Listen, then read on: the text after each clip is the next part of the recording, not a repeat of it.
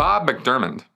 I was out of Scientology for about 40 years, but maintained a level of interest with my only contact being their never-ending letters, magazines, and other promotion via the United States Postal Service. Then they somehow got my phone number and started calling me. Each time I firmly told the caller I did not want to be called and that I was done buying books and services. The calls continued until I eventually changed my number. I'm curious to know how the Church of Scientology telemarketing works. What means do they take to find former members' telephone numbers? Is there a call center and is it computerized? Do they have a folder, online or paper, with a record of my calls? Did they note my repeated requests to stop calling? Okay, Bob, yes to all of the above questions. Yes, they do have a call center. Yes, they do telemarketing. Yes, they are at it all day long. And yes, they do have a computerized system and a hard copy system because they print notes and stuff and stick it in actual folders. But those folders are also duplicated digitally, and they use those for call center notes.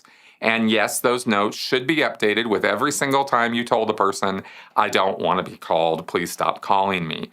That's not going to get you off their lists. They don't care if you ask to be taken off their lists. What they do care about is if you threaten legal.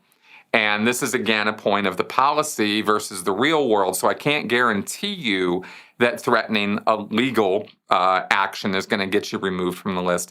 But according to L. Ron Hubbard policy, it's supposed to. You could also start chanting OT material at them on the phone. Hey, how's Xenu doing today? Is he blowing up any volcanoes? You know, that kind of thing. And that might or might not get you off the lists. But they do skip tracing. They invest in the same kinds of LexisNexis database access as bill collecting services use or private investigators use.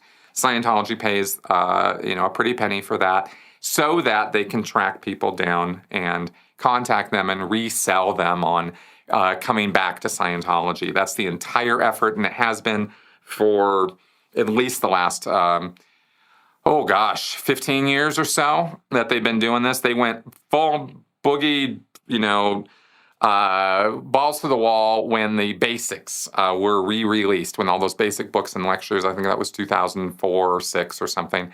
It's all a little hazy to me because I was on the RPF during most of that time. So I wasn't really on the main lines when all that stuff really started going down. But it was around that time period. And they will just keep coming after you. That's just kind of their nature. So that's how that works.